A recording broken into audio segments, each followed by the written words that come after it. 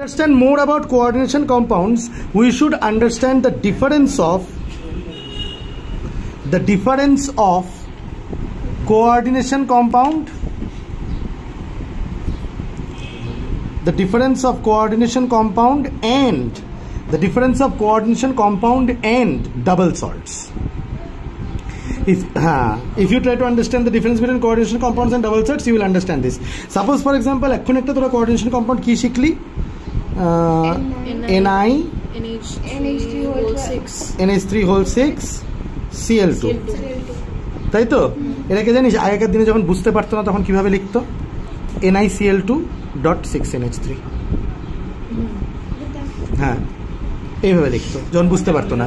হ্যাঁ না না না না না লেখা একদমই লেখা যাবে না, ইট ইজ রং।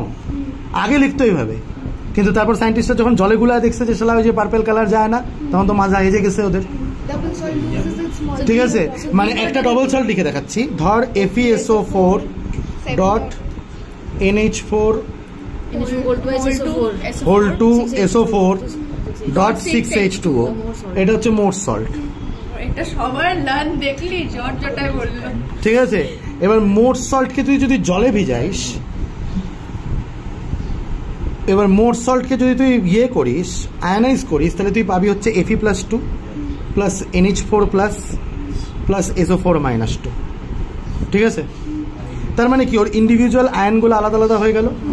কিন্তু তুই NiCl2.6NH3 এটাকে লিখছি তো এইভাবে, আসলে তো এটা ঠিক আছে, এটাকে যদি করিস তুই কি Na+2 আয়ন পাবি না।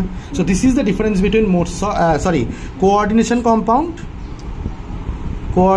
Compound and double salt. ঠিক আছে, কি ডিফারেন্সটা একটু পড়ে দেখি, তাহলেই বুঝতে পারবো। এখানে এটুকু বুঝলি তো?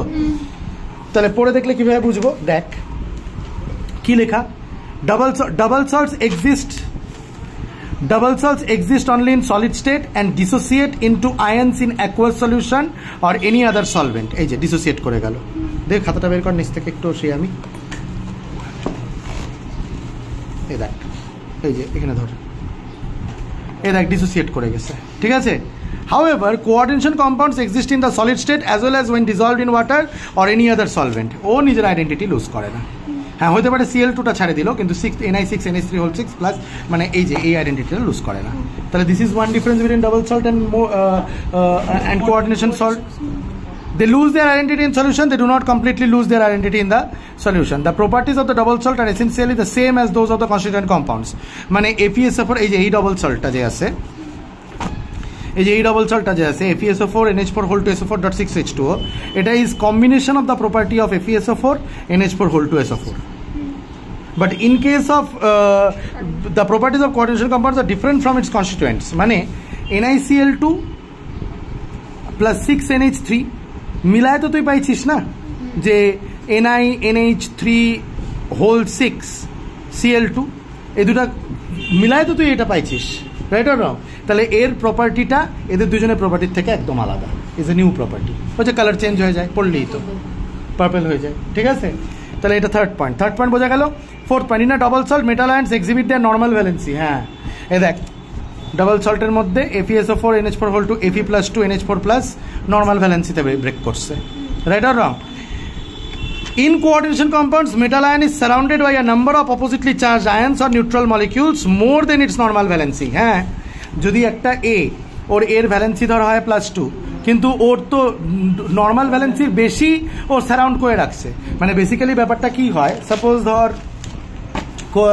কোবাল্ট আছে, কোবাল্টের ভ্যালেন্সি 2, কিন্তু কোবাল্টের প্রচুর ডি অরবিটালসের মধ্যে ইলেকট্রনস আছে। বুঝতে পারলাম কথা? ডি অরবিটালসের মধ্যে প্রচুর ইলেকট্রনস আছে, DXY বল, DXZ বল, DYZ বল, DX² - Y² বল বা DZ² বল, যত অরবিটালস আমি শিখাইছি আগের ভিডিওতে। ওই অরবিটালসগুলোর মধ্যে যে দুইটা করে ইলেকট্রন আছে, ওগুলো অন্য কারোর সাথে, ধর একটা B আর একটা C আর একটা B এরকম করে করছে। তার মানে নর্মাল ভ্যালেন্সি যতটা অন্য রিয়াক্ট করা উচিত, নর্মাল ভ্যালেন্সির থেকে এক্সটেন্ড করে ও রিয়াক্ট করে। কারণ কি, ওর যে ফুলফিল ডি অরবিটালসগুলো আছে, ওর মধ্যে যে ইলেকট্রনসগুলো আছে, ওই ইলেকট্রনসগুলোও ডোনেট করে দেয় কোঅর্ডিনেট বন্ড দিয়ে। তাহলে নর্মাল ভ্যালেন্সি এক্সিট করার চেষ্টা করে normal valency. Is this clear to you? বুঝতে পারছি? হ্যাঁ হ্যাঁ In a double salt, the metal ions show their normal valencies. In coordination compound, the metal ions satisfy two types of valencies, primary valency and secondary valency. এই পয়েন্টটা পরে আমরা discuss করতেছি, ঠিক আছে? প্রাইমারি ভ্যালেন্সি কি, সেকেন্ডারি প্রাইমারি ভ্যালেন্সি জেনারেলি হচ্ছে কিছুই না। প্রাইমারি ভ্যালেন্সি হচ্ছে অক্সিডেশন নাম্বার, ঠিক আছে? যেমন এখানে কোবাল্টের, এই যেমন নিকেল, সাপোজ ধর এই যে কি শিখছিস তোরা, যে কম্পাউন্ডটা শিখছিস এখনই কি শিখছিস, NiNH3 হোল 6 Cl2 শিখছিস তো? কিছুই না, Ni+2 স্টেটে আছে, আর এটার সাথে একটা Cl লাগা আছে, আরেকটা Cl লাগা আছে, NH3 একটা লাগা আছে, NH3 আরেকটা লাগা আছে, NH3 আরেকটা লাগা আছে, NH3 আরেকটা লাগা আছে, সরি NH3 আরেকটা লাগা আছে, NH3 আরেকটা লাগা আছে, আর NH3 আরেকটা লাগা আছে। এই যে এই ভ্যালেন্সিগুলা, এগুলো তো ভ্যালেন্সি না, অ্যাকচুয়ালি এই যে +2 ভ্যালেন্সিটা একটা Cl আর আরেকটা Cl এর সাথে বন্ড করে নিছে, তাহলে এই দুটো ভ্যালেন্সিকে আমি বলবো হচ্ছে প্রাইমারি ভ্যালেন্সি। বুঝতে পারলাম?